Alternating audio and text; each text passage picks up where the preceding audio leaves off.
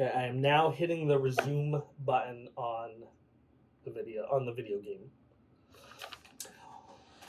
What is going on, everybody? Today is a big day for Nick Sanders Presents because we have one of my favorite comedians in the New England area, maybe in the world, actually. I'm going to just say the world.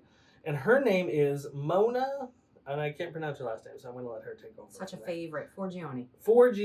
Mona Forgione. She is a wonderful woman and a hilarious comic. I'm so glad to have you here today. Thank you so much. Thanks for having me. And we're going to be playing Stray, which is a game where you pretend you're a cat. Well, you are. I mean, you're not pretending you're a cat. You are a cat, but you're living the life of a cat. I got to turn on the controller. So is this a game for furries? Yeah, this is a game for furries. I like that. So, I mean, what is your superhero origin story? Can you give me just a rundown of how you got into life and then maybe how you got into comedy? I grew up not in New Hampshire, where I ended up for now. I grew up in Massachusetts, Chelsea, Massachusetts. One of 4 children. Grew up with both my parents, so that's something that not a lot of comedians can say. Not a lot of people from Chelsea either. Yeah, they're both still alive, which not a lot of comedians can say. And yeah, so that's basically the thing. I moved up to New Hampshire because that's what we could afford at the time. Me and my husband. Oh no! Then sorry. husband. We're dropping things. You can blame me. What am I doing? I'm so bad. What I'm did sorry. I do? So this episode so far has been a comedy of errors. So let's hope that stops. No, it's great. There are cats. Yeah, you can't go wrong. There are cats on the screen. It's like all else fails. Just look at the cats. They're rolled over. It's so cute. It's adorable. So both your parents are alive. That's cool. Yes. Mine too. See? Cool. And I grew up with them. Not in Chelsea though. No, not in Chelsea. So how did you first discover comedy and sort of what was your first experience with comedy? My parents had comedy on quite often, like Carlin, and I remember watching Paula Poundstone and just funny people when I was growing up. And yeah, they liked comedy. We grew up Paula laughing. Poundstone is a rare cut. Yeah. Deep cut. Deep cut. Grew up just watching a lot of comedy, and my siblings are very funny. Very funny humans. So we just grew up laughing, and in the house, you knew that you said something really funny if you gave my mother an asthma attack. And so that was just like, yes, it worked. Like, Maureen can't breathe. So that's kind of, we're always laughing, and I liked making people laugh from a very young age. And then it just got to a point where, as I got older, life happens. Sometimes you do music stuff, and then you realize you're a failed musician, and you work, and then you have kids, and then you realize, wow, I need to laugh. Because life, and I had been writing for a number of years before I started doing open mics. And then once I started doing open mics, I just kept going. I don't know if it was like this when you were a kid, but I was not a good kid. I was a naughty boy. And I knew that if I was going to get in trouble, but if I could make my parents laugh, then I could get out of it. Was that a similar situation for you? So I would like to say I'm a good kid, but I was one of those kids where people, for some reason, I still get this from people. They'll say, stay out of trouble, as if I'm a troublemaker, and I'm really not. I mean, like we talked about before, I feel like I'm an a-hole, but I'm just honest. The whole stay out of trouble thing used to come up a lot when I was younger, but I wasn't a troublemaker. I wasn't at all. I was actually a very good kid. I got great grades. I don't know. It doesn't No, sound... I was. No. I mean, I'm not talking about now. I grew up to be a crap human. But I, as a kid, I did pretty well. But my mother was I couldn't get her to laugh out of a situation. Oh, that's... No. Weaponized comedy. Yeah. Maybe my dad, but not really. But my mom did a lot of the discipline stuff. So you had been writing so you were into music first. Yes. Do you still do that? I sing to my children, and I recently started singing karaoke nights on my off nights. I have no idea what I'm doing. This one, I don't know either. This one runs, and then if you see, or this one moves you. Okay. And then if you want to run, you can press this one. I'm just gonna be. Oh my cat is just gonna. I don't even know. This is gonna be horrible. Okay. I'm just gonna run in circles. That's okay. We're here for it. Which way am I supposed to go? I don't know. You gotta move the camera. There we go. Hold on. Oh, that's a cute cat. Yeah, it is a cute cat. All right. Oh, I'm gonna screw this up. Okay, that's the camera.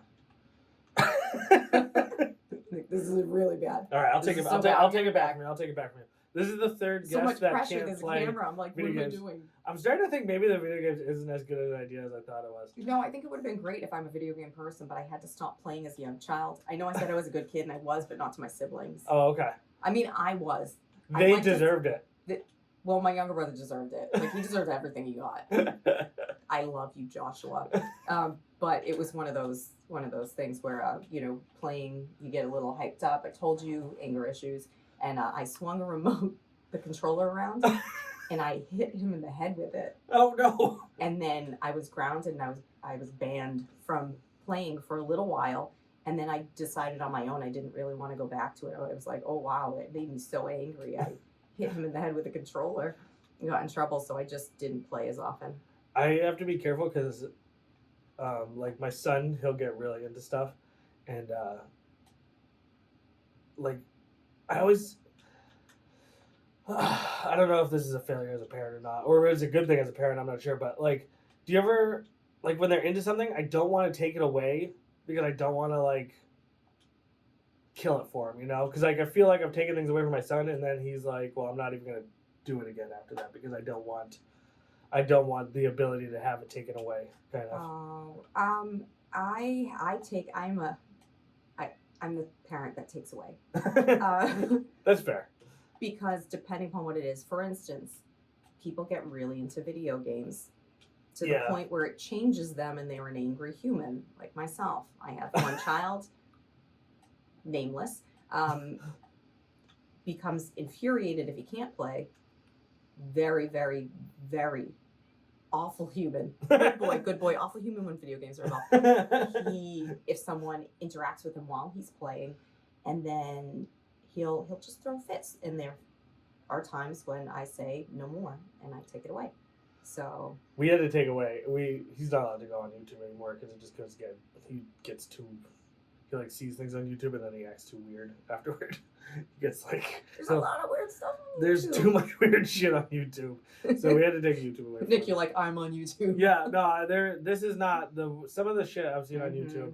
I mean, like I consider myself to be like an abnormal person as a 37-year-old man. Like I'm not your typical 37-year-old man. I'm not a fucking weirdo like you see on some of these fucking kids' YouTube channels. Yes. I can't.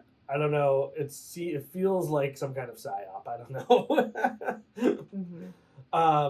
Oh no, my cat is hurt. I'm wounded. You're wounded. I can't. Oh no. Oh dear. So you were into music. You're not doing music anymore. You're singing to your kids. Singing to my kids. That's nice though. Do they like it? One does. I think they just put up with me. I think a lot. Most of it when you reach it. How old are you? 8 and 2. Okay, yeah. So they reach a certain age where they're putting up with what you do, right? Yeah. And so I am now doing that thing with them where I just throw things out, like with comedy, when you throw things out in an audience and you see if it sticks. Yeah. That's what I'm at right now. I'm just like, throw it out. Are you amused? And half the time they're just like eyes glazed over. Not so much. I'm very interested in your writing process. Like that's one of the things. So, like for me, you know, I write a lot anyways, just in general. I just like write constantly, a couple hours a day anyways. Just because it like helps me work things out and stuff in my normal life, not even in comedy. So like I'm finding it easy to transition to writing jokes, but I seem to have a very difficult time writing jokes that are actually funny. So I would be very interested in hearing like your writing process and how your writing process works. Like how do you mine for like things to talk about, and then how do you take those things and find the humor in them? Everything is from my life. So if you hear a joke, I used to tell my ex, don't worry, everybody thinks it's not true. But most of my stuff is that my jokes come from experiences, things I've gone through, I'm going through, situations with my children, and I just have to find the humor in it. Most times it presents itself because my life is absolutely ridiculous. And I think most people are. There are things that happen to us during the day where if we don't laugh about it, we're going to cry and or hurt someone. I'm kidding, we don't hurt people. But we think about it. We do think about it. We do think about it, and you think about it a lot sometimes. But you keep it in, and then you have to laugh. At least I have to laugh. And then if I can make someone else laugh as well, then I feel better about my situation. So if somebody can relate to it, and that's the whole thing. A lot of these situations that I run into that I end up writing about are very relatable, I'm finding, and just kind of finding those little nuggets or twists on it or exaggerations. If something is ridiculous but it's not, it needs a little push, just finding which ways to push it just a little bit further to get the oh my goodness factor. So have you written things that weren't comedy, or have you just always written funny things? I used to write sad songs. Okay, that's interesting. So then how much like carryover did you find between sad songs and comedy? So I think when you are younger, everything is so dramatic. Everything is dramatic. Everything's the worst. Everything's the end of the world. And then you realize that no, that's your whole life, and that's what it's going to be. And so just move on and laugh about it. And I think that's a lot of my stuff can be. If I look through my old journals and my old lyrics, I would find a lot of things that I now have twisted into making fun of. That's funny. Being able to laugh about it, ex-boyfriends, things experiences in my younger years, and then I twisted it into what it is now. And what do you think is like the difference between, like, because what I find when I'm writing, especially, is like I write way too long. Like I write stuff out and it's way too long to actually be spoken and like get laughs. And so like I'm constantly feel like I'm fighting to like make things shorter. But that's what you have to do. You have to trim, and that's what open mics are for, right? So you speak it and then you went, whoa, trim it back. It's too long. People aren't catching on. We need faster laughs. So it's just trimming back. I'm still editing. I edit myself all the time. There are jokes that land that I trim just a little bit more and it hits harder. And that's something that I strive for now more than ever, is making sure that everything that I'm delivering, it's not a long-winded story, because my jokes are story-based. I admire people who do the quick one-liners, because I think, oh my goodness, that it's so smart. It's so smart. I'm not that smart. I'm not that smart. All I have is my life. I just have experience. Right? Yeah, I've just lived a ridiculous life, and I can convert that into hopefully something interesting. I feel like you're because like I've seen you now a bunch of times at mics, only at the Laugh Attic. I've never been to another mic, but I feel like you're really good about like reading a room and like knowing when something's working, when something's not, and being able to pivot like pretty naturally. Like it always feels as though like your stories are constantly continuing, but I've seen the jokes enough times now to know when you're like, okay, that's not working, let me shift here. Like you do it very naturally and very well. Is that something that is just like learned over time, or is that something you've just done? I'm 42. I think I've seen a lot. You're 42? Yes. Wow. I've seen a lot of people, met a lot of people in my day. I feel like I can read situations. I'm starting to think I'm really bad at telling how old people are, because I thought you were like 30. No. No, definitely not. Internally, I'm like an 84-year-old man. Internally, I'm probably like a 12-year-old boy still. But I think that's just men in general. I think we hit a certain point mentally, and then that's it. Yeah, so it's just like is that just part of it? Is just understanding like how people like feeling the energy, or like what do you look for when you're telling a joke, and when do you know how to abandon, like when to abandon it? Oh, part of it is sometimes you see disinterest, but a lot of it, if you can sense that if there's a lot of disinterest in the room, then you're reading the room wrong. You definitely need to pivot.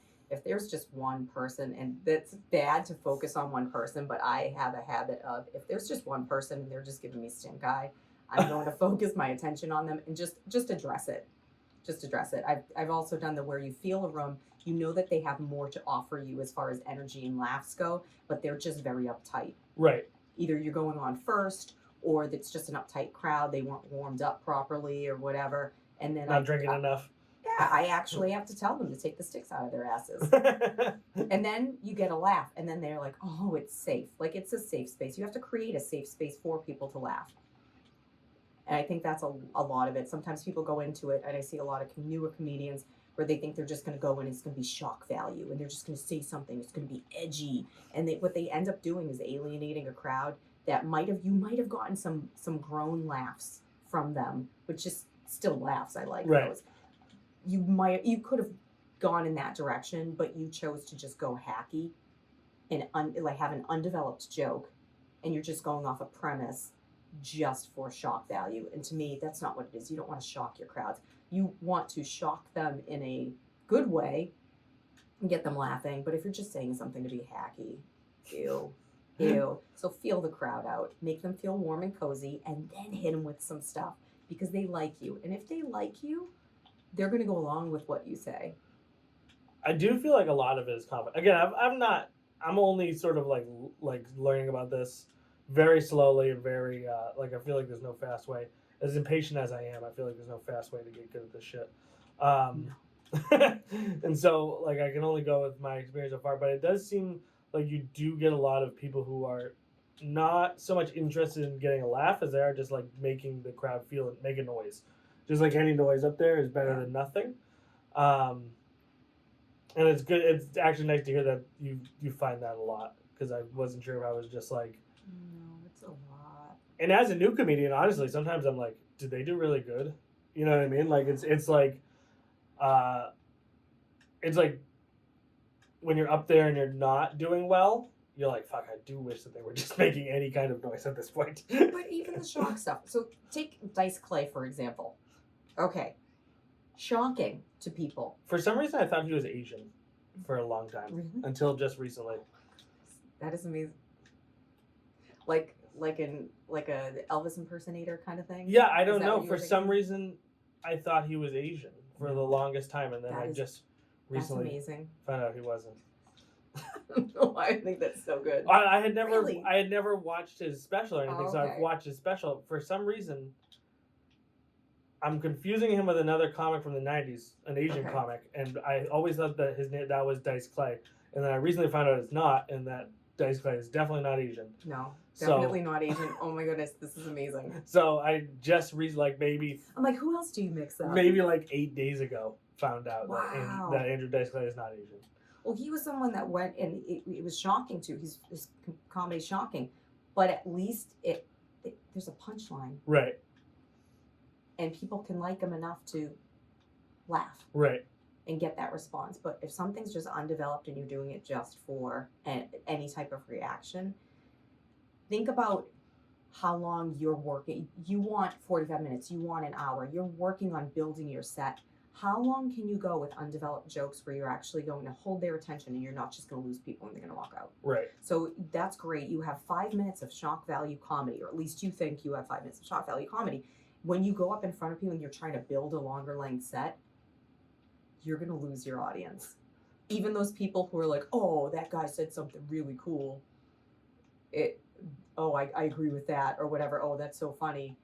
And then the more you do that, they're going to realize that you've got nothing really. Right. Well, I think too, there's like almost like you can only you can only build that up so high. Like, it seems like it's probably maybe hard to come back from, like, when you say something shocking. Like, I've noticed, like, a lot of times when I say a joke that involves diarrhea, like, that's gonna kill no matter what. But then after that, it's like, where do you go from that? Where do you go from diarrhea? It's like the funniest thing. You can though, but you can. It's just, I was recently told by a comedian who I work with a bit that I'm having trouble following my own jokes. So my writing is improving, punchlines improving. So my older stuff. So once I do that, if I try to use something from before when I'm building my set, I'm having trouble maintaining that same level. Right. So once you get to the big laughs, now you have to just up your game He's like, cut back, get rid of some of your old stuff or tweak it so that you can continue with that because if your writing's getting better, where are you going to go from there if you're using your old material to follow it? So I've been working on tweaking some of my old stuff and just reworking my set so that I'm getting the laughs that I would like to get. So I don't cry on my ride home. That's really. Do you cry a lot on your ride home? I cry a lot in the car anyway. It's the best place to cry. I'm a 42-year-old if we're being mom of 3. If we're being honest, it's the best place to cry. I cry a lot in the car too, and I'm a 37-year-old father of 2, so you have more reason to cry than I do. One more reason to cry than I do. It's a thing. It's always a thing. This world, it's a thing. It's a thing. We laugh. Once again, laugh. So, I do think it's interesting that, like, the setup, like, the structure of a joke is really not that complex. I mean, I guess it can be, but it's like the same structure has been used over and over and over and over and over and over and over, and they never run out. You never run out of shit to say. You never run out of ways to put things into that structure. It's very interesting. And this is going back forever. Like, it's for, centuries. You know better than me. Do you find that, how much comedy do you take in? Like, outside of, like, open mics? Outside of open mics? Like, how many specials do you watch? How many movies do you watch? Like, are you constantly taking things in, or? Not as much as I should be. And I always think that when you're talking about improving and how do you improve faster, you should be watching comedy. It gets a little tricky, though, if you're watching people who are similar to you. You don't want to absorb their jokes and think it's yours down the line. Yeah. And that's a tough one. That would suck. Yeah, so that's a bit difficult. But I do try to watch some comedy. I just do not have a lot of free time. I don't watch a lot of TV. I listen to some podcasts, and I just try to listen to some comedy stuff in the car. Other than Nick Sands Presents, what's your favorite podcast? So, my dude got me into Smartless. Never heard of it. Really? I giggle a lot. I giggle a lot. And I like...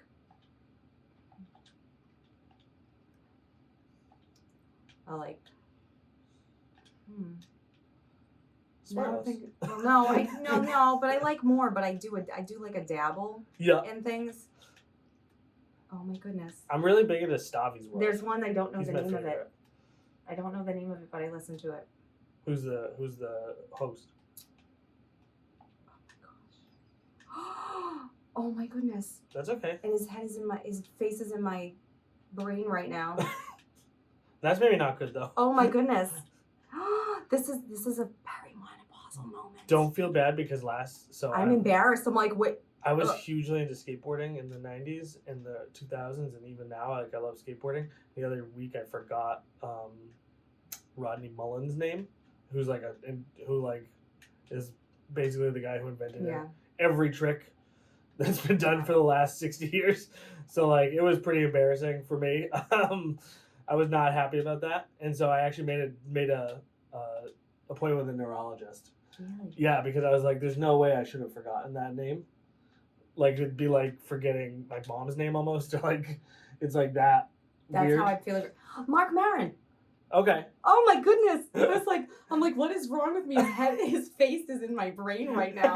I listen to this often. I watch his movies, his TV shows. What is wrong with me?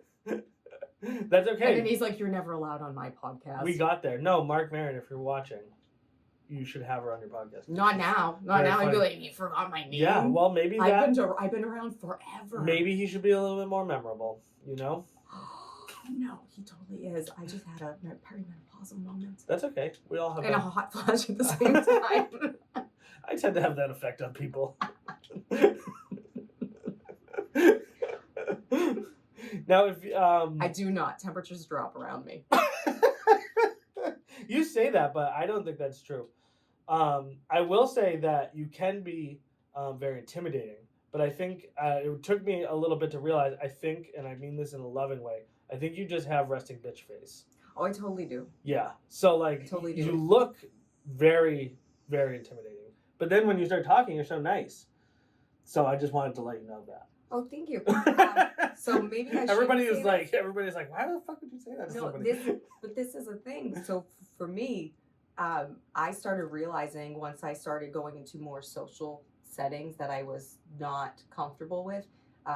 Maybe I shouldn't say this. I am just a hardcore bitch. That is my She's face. not. But She wants you to believe she is. I have social anxiety, and so when I go into a crowd, I like to stay by myself, and you'll notice even in Laugh Attic, right? I hang to the side.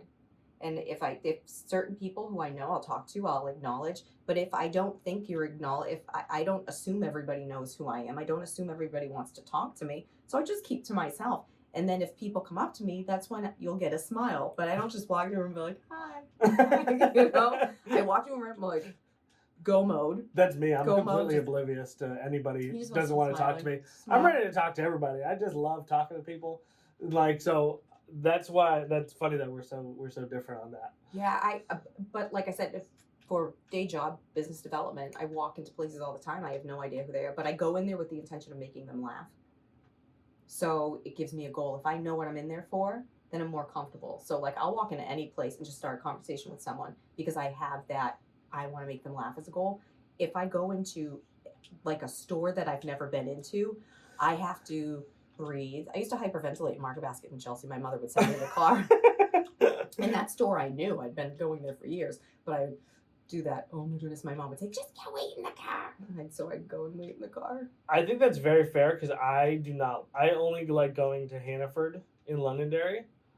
And that's it. And if I have to go to another grocery store, that stresses me the fuck out. I don't like that at all. You're like, I don't know where to find the Annie's mac and cheese. And I do not have social anxiety at all. But for some reason, like grocery store. So I've been going to Hannaford for so long that it's almost like my happy place, which is so pathetic. But it's like the only place where I'm like I feel so good right now, you know. And it's like I can forget all my woes at the Hannaford. And they have such a good soundtrack going. Oh, they do. It's the best. I fucking love that place. Everybody in New Hampshire is all about Market Basket. Not your boy. Not your boy. Hannaford confuses me. I think their setup is BS. Really? I don't think it's set up right. That's crazy. Like I want to get in there and be like, that doesn't belong. That's crazy because that's how I feel everywhere else. Really? That's because you've been there for so long. See, I don't have one grocery store that I go to. Like I like going to Market Basket because of the prices. But then I'll float around because it depends on where I am because I'm all over the place. Where am I going to stop? It has to be a convenience thing, right? So, Stop and Shops. Prices are horrible. Shaw's. The worst. Hannaford. Shaw's. Wherever I am, I'll just stop and pick up a couple things. If I'm doing large grocery shopping, Market Basket. I'll be honest with you. I would rather commit seppuku than go to Market Basket. I can't stand it. I hate Market Basket. It's my least favorite. It's my least favorite place to go. The aisles are, I don't know who designed it, but the aisles are so close together that two carts cannot fit down. Like they have the fucking, it's like, there's always a million people there. Like it is the cheapest, but then I always have to go somewhere else for my produce and my meat anyways because I never like their produce or their meat. So I know this is an unpopular opinion. I'm going to get a lot of shit for this, but I do not like Market Basket.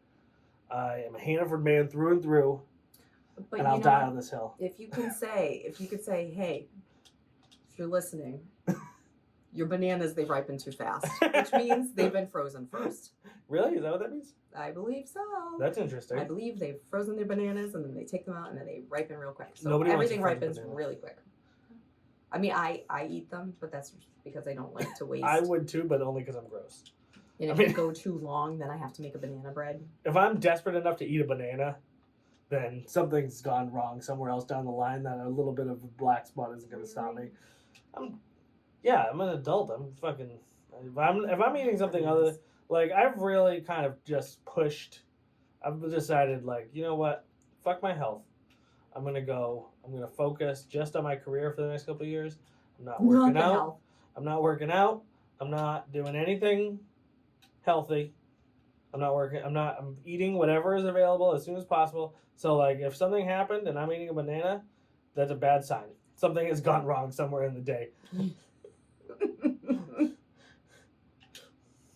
It's gone terribly, terribly wrong. Yeah, something has gone very Find a bag wrong. of grapes near me. Why? Somebody call someone. I need help. Grapes I will eat a lot of. I Oh, actually okay. really like grapes. Alright. Sorry. I mean, you could have picked almost any other fruit. Although the Really? odds of me buying grapes to eat are very small. Because, like, it's just kind of a pain in the They ass. have to Because be then you got to buy purchased for you? cheese, too. You have to? Yeah, what? You have to? You're just going to You eat can't just grapes eat grapes? alone? Why not? Because I'm going to need to feel satiated at some point. I could eat probably... I don't think I could ever fill up on grapes. Like, I could not eat grapes until I was full. There's no way. I just can't. I can't really eat grapes. I like grapes, but I can't really eat them. Why? Because my You're body. You're like a dog. It's like poison.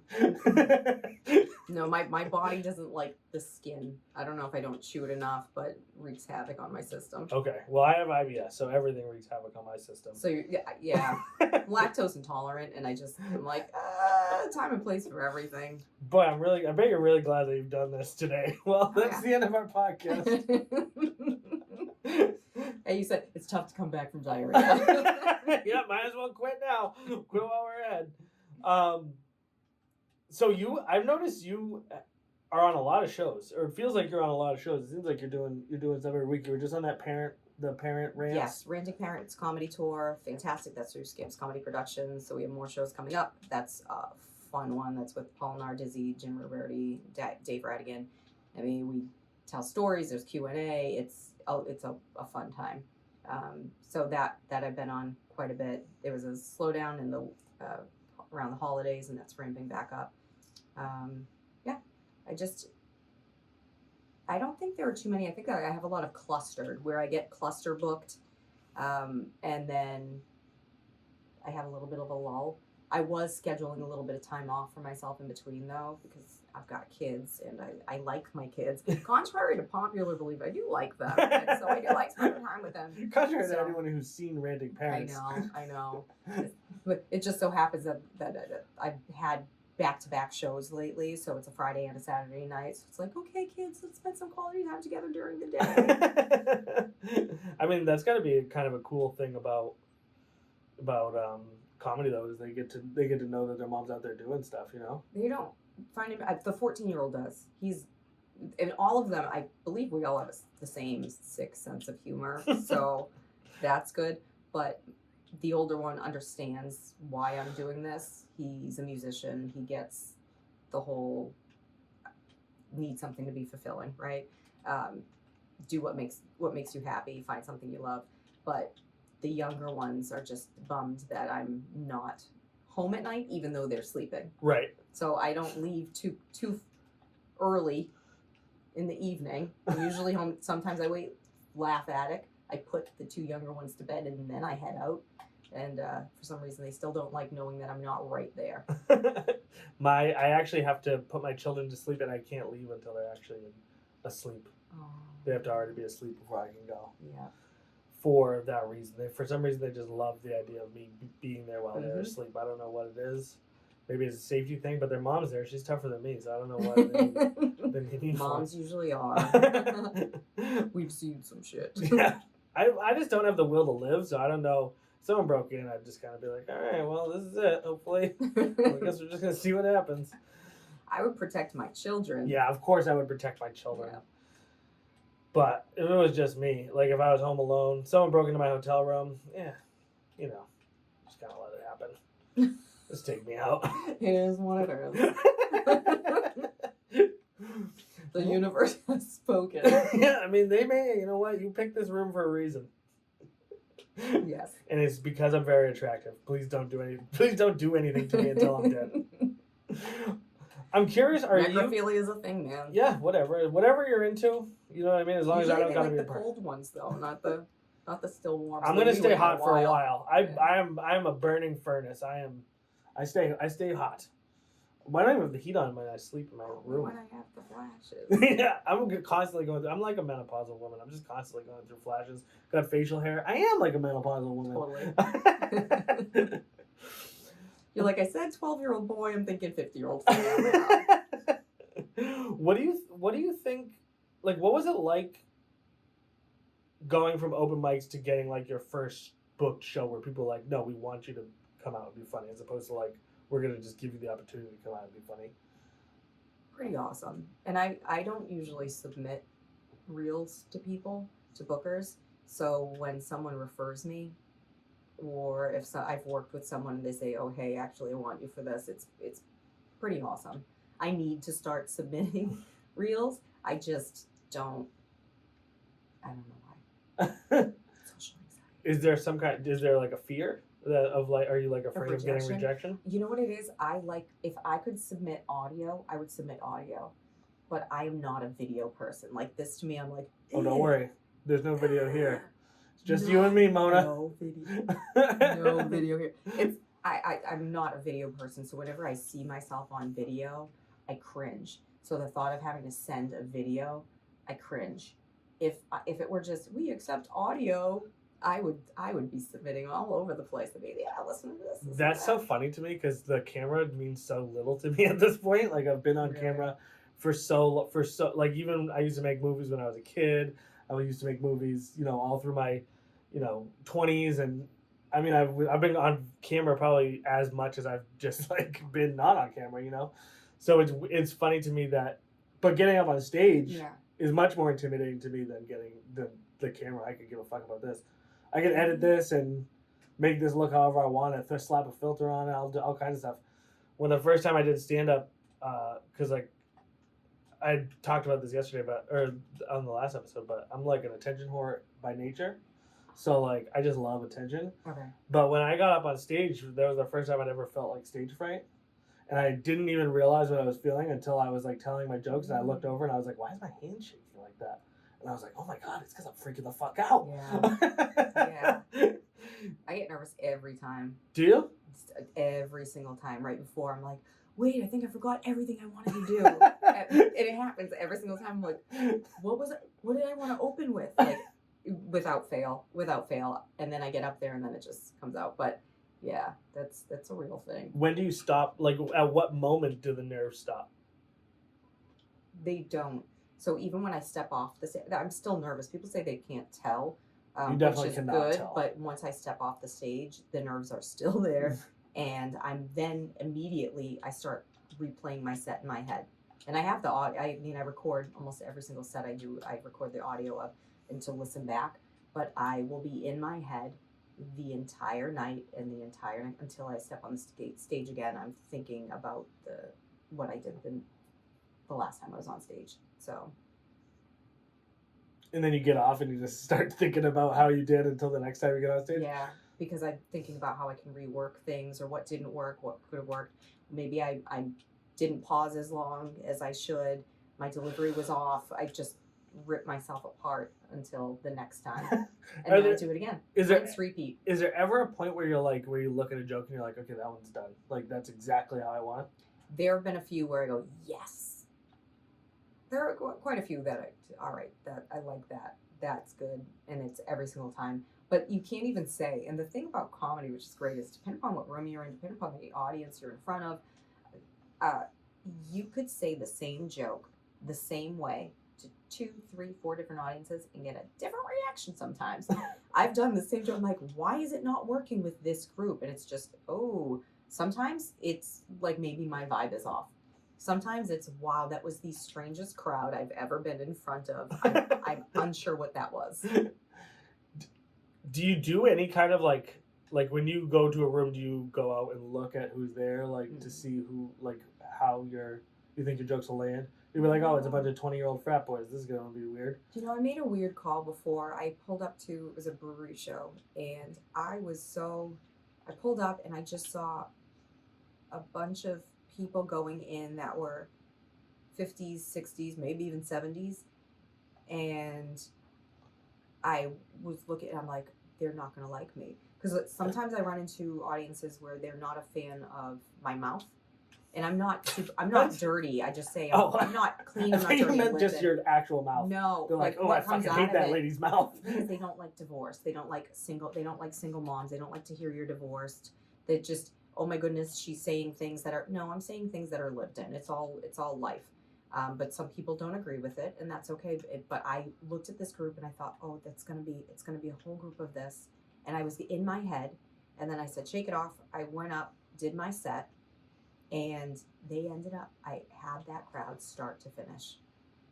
Everything I thought they were going to laugh at or hoped they laughed at. And I went, oh, I totally misjudged this entire group of people. So now I don't do that. Now I just go into it. I'm like, all right, here we go. Here we go. Do you find that there's a group of people that like really resonates with what you have to say, or is it just like, is there really no way to tell? There really isn't, although there are certain jokes I know I have ladies with me on. And so it's just, and I even call them out. I'm like, ladies, if you're with me, and there's a connection there. But there are a lot of women who still look to, if they're there with a guy, they look to the guy for approval, whether or not to laugh. That's funny. That drives me batty. That's weird. That's an interesting, yeah. I wonder if that's just something I wouldn't have noticed in general. Yeah, you could see it, and if a guy's sitting and he's not laughing, and the woman will look at him, and if he's not laughing, she's like, not as hard. And if I can get him on board and he's laughing, then she laughs harder. That's funny. It's weird. That is weird. Like, ladies, you don't need permission to laugh. I can't imagine. If it's funny, it's funny. I literally cannot imagine my wife doing that. Yeah. Well, you already said. We already know who the badass is. Yeah, she's definitely the badass in our relationship. But I just can't imagine. I mean, she's like a bad bitch anyway. She's like nice. She's like a boss. She's like a big boss at work and stuff. So she's just all around. She's pretty independent and strong and all those things that I like in my ladies. Nice. So I just can't imagine. That's just such a weird. It's a very weird. You must just be a weird interaction to have. You know. It's very strange, especially when you get several of those in a crowd. But when you think about that, and like what we said about people being comfortable in order to laugh, you could get it's the same thing where people are always looking around. They don't want to be the first one or the only one to laugh. So they're looking for approval there. So we're always looking for approval. That's true. From somebody. It's just there are a lot of ladies out there. Not so much the younger ones, the older ones. Feel like they need permission. I'm like, you do not. You do not need permission. I'm assuming you're probably not like that. Looking for permission? No. I laugh at some things that people are like, you laughed at that? I'm like, yeah, that's good. That was so good. That hit me right. Is there something about comedy that, like, what is it about comedy that brings you back to doing more comedy?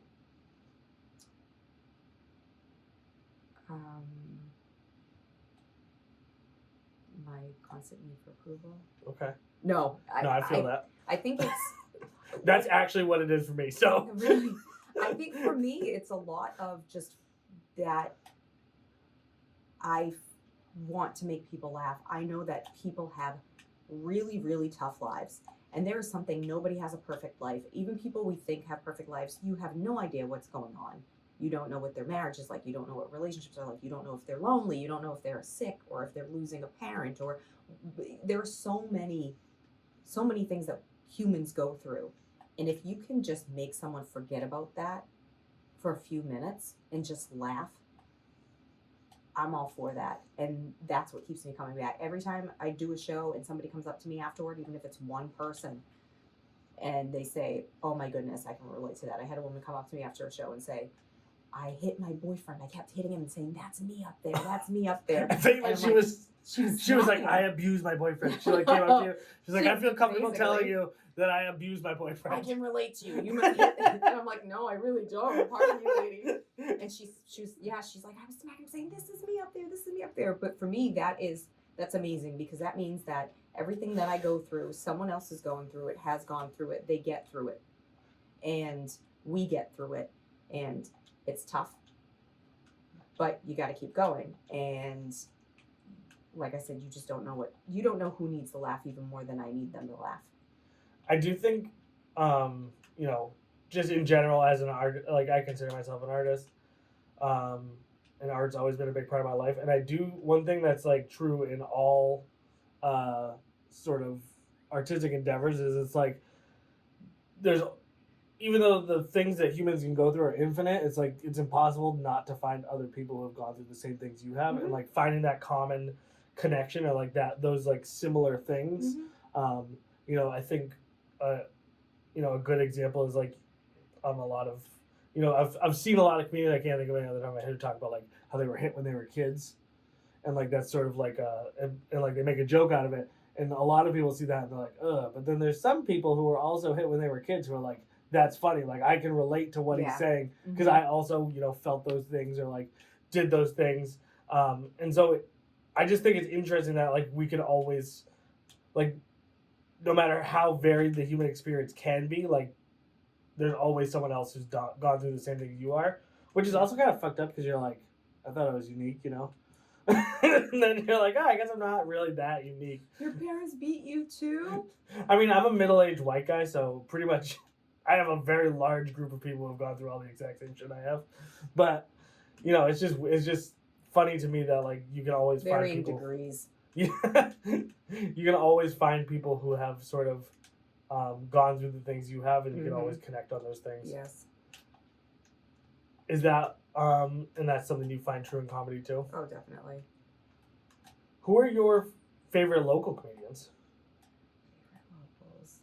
I'm gonna say Steve Bjork, not just because I worked with him the other night. She mentioned awesome. him. She mentioned him off camera. So funny. Before we started too, about how funny he was. So funny, good dude. Unprompted, she was just like, "Have you met Steve Bjork?" And I was like, "No," and she was like, "He's so funny." That was it. That was the whole interaction. Jody Sloan cracks me up. She's fantastic. I'm like, am I thinking Boston? Am I thinking of these ways? Yeah, I've been able to see and work with some really funny people. Janet McNamara in Boston. Have you seen Janet McNamara? No. So good. I'm very new to this whole scene. So good. My stomach hurts after her. And also, you've seen Jay Chenoy. Yes, I have seen Jay. Jay Chenoy. Great guy. Makes me laugh so hard my stomach hurts. So that's what yeah. You know, I saw you and, sorry, go ahead. Oh, I was going to say, if somebody makes my stomach hurt, I'm just like, yes, I don't have to do crunches later. Not that I was going to do crunches later. One of the funny things that happened is I messed, so you and Jay, I met in the real world for the first time together at the same time, on the same night. And I sent you both your recordings, and I was like, hey, my name is Nick. And both of you were like, yeah, Nick, we are friends on the internet. We know who you are. And I was like, well, I didn't want to assume you knew who I was, you know? But yeah, you guys both had the same response. You were like, yeah, we know, I know who you are, Nick. We talk regularly online. I think he might be like me, where I don't accept a friend request unless I know who the person is. And even if I know, sometimes people reach out and do a friend request, and I'm like, well, I don't know. Like, you can follow me. It doesn't mean we have to be friends on Facebook. It's not until I feel a certain comfort level. I'm like, well, whoa. Hey. I go anyone over 7 friends, I'm going to, like mutuals, I'm going to add. Really? Yeah. Because I'm just doing it as like a networking, like I want to make more friends and meet more people. See, that's the thing. And that's why I'm not successful on social media. I don't do that. I just go, why are you friending me? What do you want? What do you want from me? I have nothing to give. Is social media becoming a big part of like comedy in general? It's huge. It's huge. I've actually had I had a comedy festival tell me that they said, they didn't say it as if it was like a total negative thing, but I think that's the only way to take it. You don't have much of a social media presence, and that's the thing. There are bookers who will not book you unless you have a certain number of followers. You need to have a certain number of followers before they'll even entertain you as performing. That's funny. I think it's a little awkward. I don't like to throw all my jokes out there. I want somebody to come and see me. Also, I don't do a lot of crowd work. It's written material. I'm always working on my material, so I really don't like throwing everything out there. I've thought about it, and I have people say, hey, can you forward me something so I could share it? I really thought this joke was funny, but I don't have it. So I'm like, I am not a fan of how the video turned out. So right. I do some videos that if I have something to say or I think it's funny or whatever, I will. But for the most part, I'm not amazing with it. Yeah. And I admit that. And I would love to make just enough money to pay somebody to handle that for me. Well, you let me know when you're ready, and I will take care of that for you. Nice. It does seem as though, like, because I feel like it's like a 50-50 split almost, where like some or like a lot of comedians are fully embraced social media and are doing it, and then like 50% of them that I talk to are like, yeah, that's like the worst part, like it's destroying comedy, or like not that you said that, but just have like an almost visceral reaction to like it's obliterating like the art form. Do you think there's any merit to like that? There are people who get spots that I've seen, and I'm like, they have, okay, so they posted something's funny, they're getting more attention, they're getting booking, but they seriously have like 7 minutes, and they're getting booked for longer, Right. And then you're like, people pay for that goes back to my original thing about people pay for tickets. You want to make sure that you're giving them a good show, Right. And sometimes I just, if I'm not booking that show, I'm like, it's all right, it's not my thing. But you want to make sure that people are getting what they're paying for. And also, you can't book someone off a 5-minute clip that you see. So I feel like there are so many really funny people who don't have a lot of content out there that are being totally looked over. And I'm not talking about myself either. I just happen to know a lot of really funny, talented comedians who should be getting more opportunities. It's just they don't have a huge social media following. That's interesting. Do you think that there, and like you don't have to name names, but do you think that there are people who are getting more opportunities than they should because they have maybe a larger social media? Definitely. I wouldn't name names because, I always feel like they're putting work into something. Okay, so they're putting more work into their social media than I am. I was doing a little bit better before I started taking on more work. I don't have the bandwidth to be pumping out content 24/7. You do. Yeah, I just don't. And also, I always have to pick and choose where I want to put my time. The more I'm on my phone, even if it's work related, my kids, their eyes glaze over. They're like, what are you doing? What about me? Just watch me pick my nose for 5 minutes, Mom. Mom, please. Seriously. So I have to pick and choose what I want to do when I want to do it. And for me, the social media thing has been lacking. Do you think and I'm not going to knock people for being talented in that area.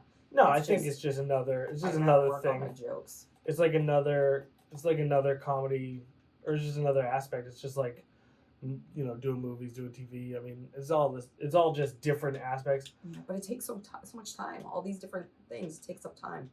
It definitely takes time. It's definitely, at least for me, it's much easier to be like funny on social media, or like do funny things on social media, because like one of the things I do is because I record all my sets, so after every set I go through and like I edit it down to actually find the beats that I was aiming for. Okay. And so when I do that, I can see like, oh, this is why it didn't work. This is why it was funny. This is why it wasn't funny. Mm-hmm. But I have it's funny because I'm such an unorganized person, and I don't actually want to do stand up. Like I don't take it seriously.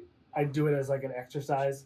No, I enjoy it. No, mm-hmm. So like the reason I explained this a couple times, but the reason that I do stand up is because like this is 100% credit to people who do stand up, is that like I've been feeling very alone doing social media stuff. It like feels very lonely. It's not like there's a huge bustling social media YouTuber crowd around here, right? So like everything I do meetups is like a mom meetup. Well, no, but it's nice to see like other people who are doing something you do, and doing stand up is the first time when I met someone where I met people, and like it feels like we're all kind of moving in the same direction, even if we're like taking separate branches, right? Mm-hmm. Like I do want to make movies and stuff. Other people don't, but like it feels like we're all kind of working in like creative. The same enterprise, not just creative, because like I know tons of artists, I know tons of painters, and it doesn't feel the same. It doesn't feel like I don't know. There's like definitely a very intense hunger to comedians that like I don't feel in most other artists. Where like I feel like a lot of other artists like have like they like want to make it, and they're working, and like it's so like solely focused. Maybe it's just the like communication. I think certain art forms are very self-serving, and I think that these are art forms, whether it's movies or comedy, where you are getting an energy from the audience that you're putting out yourself. So you're putting out energy, and then you're able to get back energy. And I think for a lot of visual artists, you're going to get back an energy, but it's definitely not the same as a long, 10-minute, 15-minute, 20-minute, 30-minute, hour-long, or 2 hours, whatever your project is. You're to have that attention for so long, and there's just so much that goes into it, and so much energy that you're getting back from that. Well, it's interesting too is like, if I get like, one of the reasons it feels lonely is like you talk about that feedback, and like I get analytics coming out my ass on this fucking social media stuff like YouTube. I get watched. I can tell you when people stop watching my video. I can tell you like how many minutes people watch my video for, how many minutes total, all this shit. But like, there's definitely something different about like sitting in a room with a bunch of people and then they laugh. Like even if it's just two people, as opposed to like the 10,000 views I get on whatever on a video where it's just a much different feeling.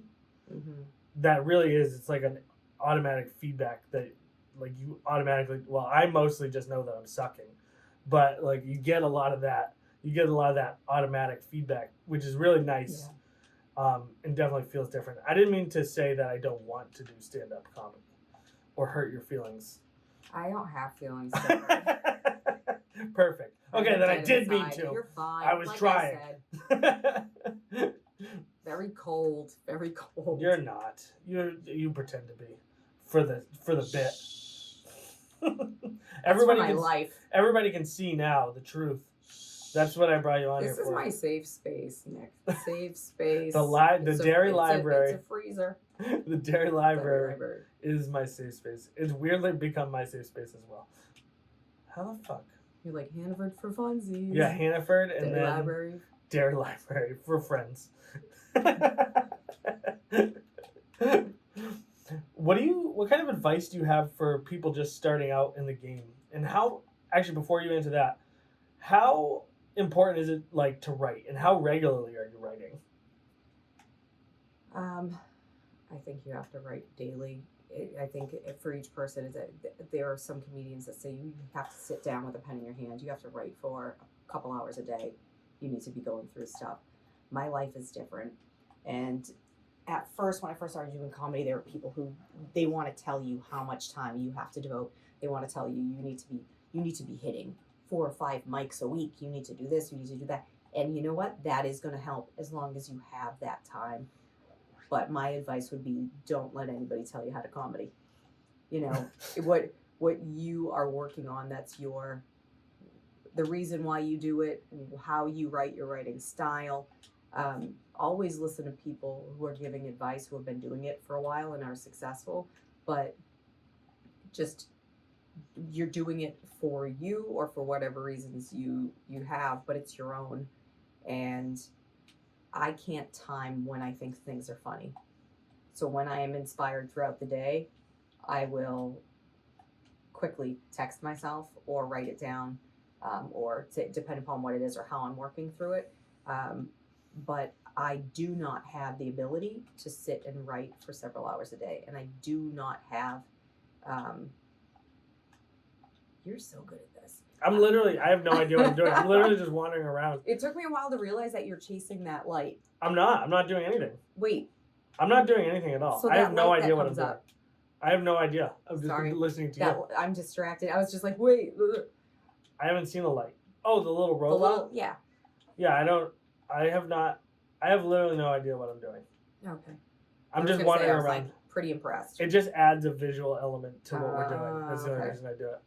Well, I was just like, wow, he's good. Yeah, well, I appreciate that. Maybe I am, and I just don't know it. It's possible. Let me know in the comments if you played straight, if I've done anything I was supposed to do so far. I don't think I have, but maybe I'll surprise myself. Do you, so you write every day, but not necessarily like sit down and like... I can't sit down. I don't have, I'm constantly going during the day and most nights until I'm home, and the kids are in bed. Do you work out? I'm not. Do you work out material on people that you meet at work? You know what's funny is I usually do not. I'll do stuff being silly, but not necessarily is it anything that I'm ever going to use. Yeah. It's just crowd work stuff. But in my life, if something happens and I talk about it and I tell somebody what happens and then they say, oh my goodness, is that a bit? Like, no, actually it's not. And then sometimes some people will say, oh, that should be. And sometimes I know, but also there are some things that are in my life that are so ridiculous that it's like, Yeah, I'm glad you think it should be a bit. I'm not finding humor in it just yet. Let it marinate. Let it settle. I mean, yeah. It's a I'm little gonna fresh. need about 15 years for this to Yeah. get funny. Yeah, but a lot of the stuff is just during the day things. I'm like, oh my goodness, and then I'll, make a note about it or write a joke about it, and that's how I do it. But I don't think I'd love to say, oh yeah, you should be doing X amount of open mics a week. But for me, it's what can you do? Do you think it's more important to do more open mics or more important to write? Right. I think you have to have a balance. You have to have a balance because I tend to always be writing, but I don't always have the time to get to the open mics. My life had been very chaotic over the last couple of years, and my open mic time suffered a little. And I was tweaking jokes and I was writing a lot, and now I feel like I'm playing catch up for like 3 years of just feeling like I was a little spotty. So I feel like I'm still playing catch up on material, which can be very frustrating. So definitely having a balance between the two. Or when you start to get into a flow, and I know a few comedians who are just starting to roll back the amount of mic time that they get because they have so many shows anyway, and they're writing more. So they're rolling it back, and they know, and they're at a point, and they're so good that they know what's going to hit. And so when they're writing jokes, some things they may need to play with a bit in front of a crowd before they use it on stage. And some, they've been doing it so long, they'll do a new thing when they're on stage and see if it sticks. And that's great. That's great. I don't think I'm at that point yet. I've done, every now and then I'll do something new that I haven't done before, but it's more like a crowd work kind of thing that I was playing with a little bit. I tend to like to work stuff out more. Do you want to make comedy like your full-time thing? Is that your ultimate goal? I would love that.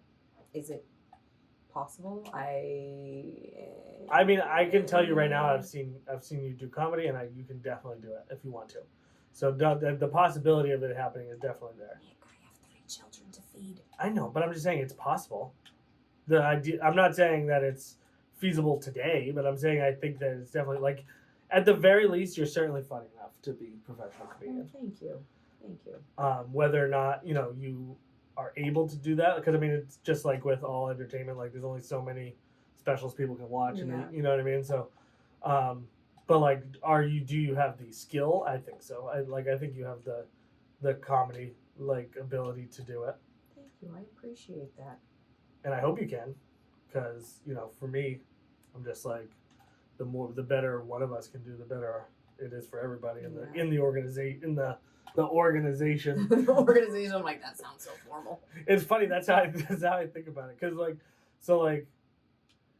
Because New Hampshire, I think, is really primed for the next 10 years to become like this cultural kind of hotspot because of how things are working sort of in the entertainment industry, how things are working in like what were considered like the old meccas of just culture in general, New York and LA. Yeah. LA just burned down.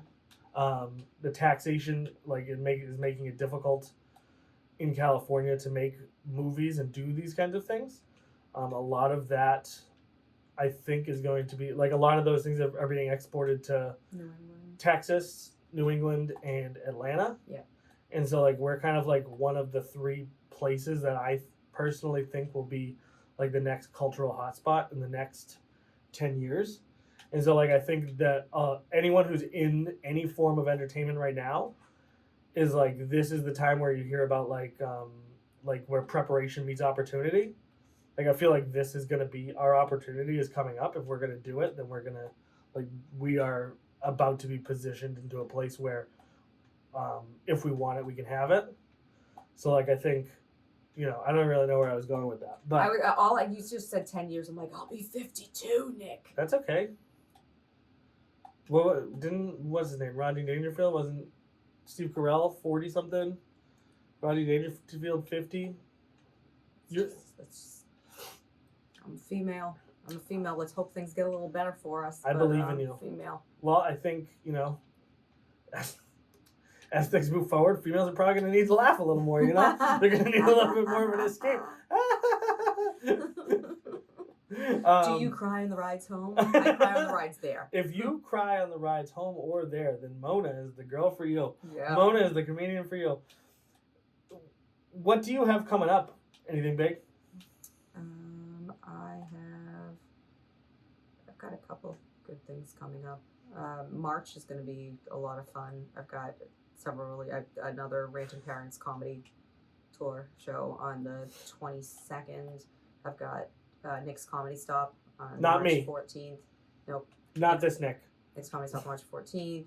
I just got booked again at Upstairs at Bow Market in Somerville on the 21st of March. So yeah, got some good stuff. How do you get booked? Like, what's the main difference between a book show and like an open mic?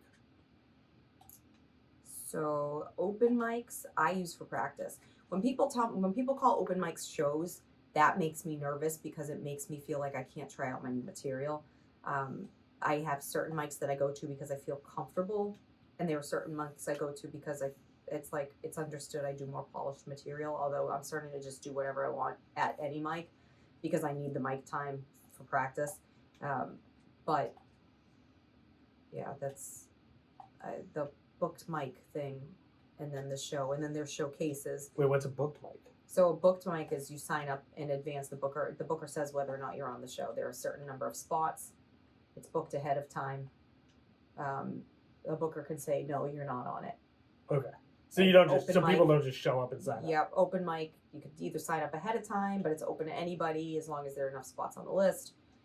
Showcases where it's the same. Usually, it's the same amount of time given to a bunch of different comedians, and then there are booked shows that are usually the setup's a little bit different. Although I've seen a lot of booked shows with the showcase booked shows. I like the ones that have a clear path where it's an opener, a feature, a headliner, because I feel like it builds the crowd and each person gets a little bit of a chance for the audience to get to know them, and that way they're more comfortable and they buy in to the jokes, right? Right.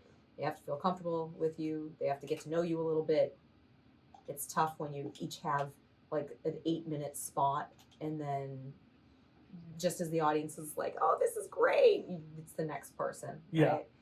And you have to try to fit your best of in there, which you should do anyway. But and then the next person has a little bit longer of a set, so it's like a build up to the headliner. How do you structure what you do? Like, how do you figure out I want this joke before or after this joke, or like? Oh, I'm always restructuring, and it depends on the number of minutes I have in a set and what my focus is. So there are some shows I have to do more of my mom material, my parenting material. Some shows I can do whatever the heck I want, and there are some shows where I just know the crowd is going to be, if the crowd's going to be a younger crowd, I know I'm going to lean in heavily to the, single mom stuff and dating. Not dating. Did you ever think you were going to be doing that material again? I never did dating material because I was married for so long. No. Did you ever think you were going to get dating material in there? No. And even if I laugh about it, but it's not like I'm actively dating. I've been seeing somebody for a bit now, and I'm not even before then I didn't really go on dates. I couldn't. I always tell my wife that if it ends between us, I'm just taking myself off the market. I don't even understand how people do that now. I was talking to a young guy comedian, and he's so awesome, and he's adorable, and he's so funny, and he was telling me about how into social media and followers people are in the dating scene, and if you don't have a certain amount of followers, and it's all about how you present on social media, and I'm like, what is that? That's always not. That's horrible to me. That's not a good way to get to know somebody. Insane. Yeah, That's they're checking fucking out your insane. social. Yeah, they're like, and actually, I'm sorry, but I didn't like what you commented on, or what. They're like, oh, sorry, I'm really looking for a 10K Instagram follower relationship. You have to present a certain way on social media. I'm like, that's not real life. Social media, folks, is not real life. I like the idea of having very strict guidelines. As you're like, all right, well, I'm not gonna just date somebody who doesn't have 150 YouTube subscribers or whatever. That's hilarious. I'm just glad my boyfriend doesn't he's not all about that, because if he'd looked into my social media before we started seeing each other, I guarantee he would have been like, and stop. Hard stop. Hard pass. Hard pass on this one. And then he'd be like, wow, you present how you are. He's like, I like him damaged, but this is a little bit. Like, wow, you are an asshole. He says that all the time anyway, but. You know what? You said you were an asshole on that guy's podcast, and now you really are living up to it. Hey, I think that's good. You just want to be yourself. Always be yourself. Yeah, like you get what you get, and you don't get upset. It is what it is. It's not getting any better. I am who I am. Do you find that there's a lot of comedic material that comes out of being a mom? So much. They're so funny, aren't they, kids? But it's not even just my kids. It's looking at kids now. I'm just so disheartened, and I look at other parents, and I have some friends who say they were real a few years ago, especially. They're like, stop judging each other. Stop judging each other. Don't judge each other's parenting. And I'm like, that's the problem. This is why we have kids how they are now, is that nobody's being honest. Nobody's judging out loud. Judge out loud. Judge each other out loud. Because I'm sorry, if you see a little kid, a little baby out in 10-degree weather with no socks on, you better judge that parent. Judge them hard. Yeah, I mean, there's some things for sure. Some things are not, what do you call it, traditional parenting, but are good. So it's okay to judge, but you gotta don't let your own biases sort of get in the way. It's just like with comedy. If someone's giving advice, always listen. But also, if a kid's outside without socks on, you fucking call CPS. Exactly. Can't let these kids be walking around without socks on. That's insane. Exactly. I mean, granted, I used to wear fucking bread bags on my feet, but it was a different time. Hi, it was a thing. It kept your feet nice and dry. Keeps your feet nice and dry when you're in your boots, especially if they're hand-me-down boots from your sister. This is gross, but I sweat very easily, and so I used to put those things on my feet, and I would get to school, and I would have an actual puddle. Did you put napkins in it first? No. To soak it up, and then you just take the napkins out? It was just my socks, but they would just it would be so wet in there that I would have to throw out my socks too at school. You do run hot. Oh, I run very hot. It's the high blood. I mean, I literally, if I sit down at a blood pressure machine my son made me sit down at a blood pressure machine at Hanford a little while, 2 years ago, and it literally was don't move. The ambulance is being contacted. Call 911 immediately. And I was like, that is amazing. And you know why I'm so excited? Because I set off alarms for my low blood pressure, and that goes to show you that they don't read your charts. Because if they read my chart, they wouldn't rush in and go, "Oh my goodness, are you okay?" I'm like, "No, it's okay. I'm just dead inside." They'll be like, The machine just confirmed it, but all is well. If they read the chart, they would know. But I like that you set them off for different reasons. Yeah. Complete opposite. Yeah, they're like, don't stand up. Contact someone to call an ambulance. And I was like, what? I was like, to be fair, I have a 7-year-old standing here yelling, asking me 47 questions while I'm trying to get my blood pressure checked. My son loves asking questions, so it's and he asks them at the most inopportune times. Oh, yeah. So I'll be struggling with his sister while she's screaming, trying to do something, and he'll be like, Dana, have any of your friends ever died? I'm like, what is going on right now? I don't have time for this. Do you find yourself being honest with them? Too honest sometimes? Yes, all the time. I feel as though honesty is the best policy, so I just answer whatever questions they have honestly. My son has a really good bullshit detector, so he knows if I'm lying. And he doesn't, and he'll just keep asking until I tell him to do it. He'll be like, no, really. Donna, no, really. Because sometimes I'll try it too, and I'll just be like, yeah, whatever, dude. And he'll be like, no, Donna, seriously. Yeah. Have you had any friends that died? And I'll be like, yeah. And he'll be like, did that make you sad? I'll be like, yeah. He'll be like, and then I'll run away. That's my boy. Oh my goodness. Kids are the funniest though. There really is so much comedic gold there to be mined. There's no filter. No. At least there's no filter when they're talking to you. I try to teach my kids to have a filter outside, which I'm still working on. I failed. Every now and then. The oldest spot on. The other two, I'm like COVID kids. My son is way too comfortable with everybody. On Halloween we went to a friend's neighborhood. And we're there, and we were walking around, and there was an older woman, and last year she had Halloween decorations all over her house, and he was like, "Oh, what happened? Why didn't you put the decorations up this year?" She was like, "Oh, well, they're up in the attic. I can't get them anymore, or I can't get them this year." And he's like, "Oh, is that because you're old?" And she was like, "No, I fell down." He's like, "Wow, you're really clumsy." And I was like, "All right, dude, we gotta work on that."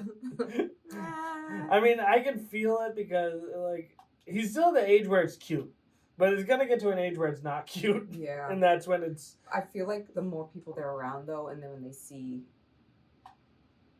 the reaction, is when they start to pull back, though. Yeah. So they start to pull back a little bit. Yeah, I mean, to be fair, whenever he's done things like that, nobody has ever been upset with him. Yeah. But it's just like, I'm like, dude, you gotta fucking That's a chill budding out. comedian, though. That's just speaking honesty. Yeah. Because honesty is just, yeah. He's funny. He has come up with a couple jokes that are pretty funny. He asked, he did this thing where he was like, he told my daughter, like, he thinks it's really funny to say, like, "Hey, Dada, Cora wants to ask you a question," and then she just says the word question, and he thinks that's, like, the funniest thing of all time. He fucking laughs so hard at that, and he does it probably, like, 87 times a day. So it's like, he'll just randomly come up to me and like, "Dada, Cora wants to ask you a question," and then Cora will be like, "Question," and he'll go, "Ah!" I'm going to start using that. You can. Yeah, you can have that one. I'm just going to do that to random people. Question. Use it as an icebreaker at work. And then I will do the ha-ha, and then just hightail it out of Yeah, feel free to ask them if their friends are dead, too. Yeah. And now that makes them feel. Especially older people. Yeah. Do you have a lot of dead friends? And they're like, "Yo, yeah, they just lost Barbara last week." Yeah, well, so my youngest, she calls older people, she says they're near death. So that's fucking hilarious. Like, "Oh, so near death." I'm like, what? They're like, "I'm 50. It's nearing death. I mean, closer than her. Although maybe not, because, like, I guess before you're born. So, like, she's only, 8 years away from been born. I don't know. I just made that number up. I have no idea if that's true. Close, very close. Okay. So, like, she's maybe equidistant to death. Because she just came out of the void. Yeah. And that's weird, too, right? Because kids are just, like, these little meat sacks. Mm-hmm. That just, like... Because my daughter is 2 now. So she's, like, just getting her personality. But for a while, it's just, like, they're just, like, a little blob. Yep. Doesn't talk, doesn't really do anything. Just listens to you when you're complaining about stuff. Yeah. Do you ever have, like, just a running commentary at your house? Because I can never shut the fuck up. I don't know if you can tell. So I was sitting trying to watch the Super Bowl the other night, and the kids just kept like, I'm trying to pay attention to what's going on, and they just kept going, and it was just nonstop. And I said, "We're trying to watch, like, hi," and it was just constant, nonstop. And then I thought, wow, is this because of me? I must have. Is this a trauma response? That's what I'm always wondering. That's what I'm always wondering with my kid. Did I do this? I always tell them I'm gonna mess you up really bad. There's gonna be no question that I will be assisting with your copays or your therapy sessions. Mona, Yes. Where can people find you? People can find me all around New England. You can find me at random open mics. Random open mics Perfect. in New Hampshire, Massachusetts. I forgot the new segment. All right, so I'm doing a new segment. So any guests that come on are now going to get clearance items from Walmart before they come on. So this week, as a thank you for coming on, I got Mona these Chucky stickers. Oh, that's awesome. They are holographic. They're foil. Ooh. And they depict the child's play. Any blood? Because so much of your comedy is surrounding your family, I thought you would appreciate some demon children. Thank you. And then, cool. Secondly, I got you this mug, which is a demon nun from something called the Nun. I don't know what, but to be a great mother like you are, you need to be a little bit of a nun, but also a little bit of a demon. Yes. So I thought it was a perfect gift for you. Thank you so much. This is amazing. And I want to tell you, I walked by this in Walmart. Did and, you? You know what I said to the kids? I said, should we get your dad that for Valentine's Day? Well, now this is sticking with you me have the now. opportunity. Receipts in the bag if you Oh, want to just return it, and thank you can be you. the proud owner of $6. No, this is amazing. Thank you so much. That's cool. Yay. Anyone who came on before I've started this new segment, I'm sorry that you didn't get any gifts. But we're trying new things around here. All right, guys, thank you so much for watching. I hope you appreciate it. Mona, thank you so much for coming on. I really appreciate it. Guys, go follow her. She really is hysterical. Go to her shows. The world sucks. So, like, any opportunity to laugh, you should grab it. But with both hands, I love you for watching this if you made it this far. Mwah! Bye!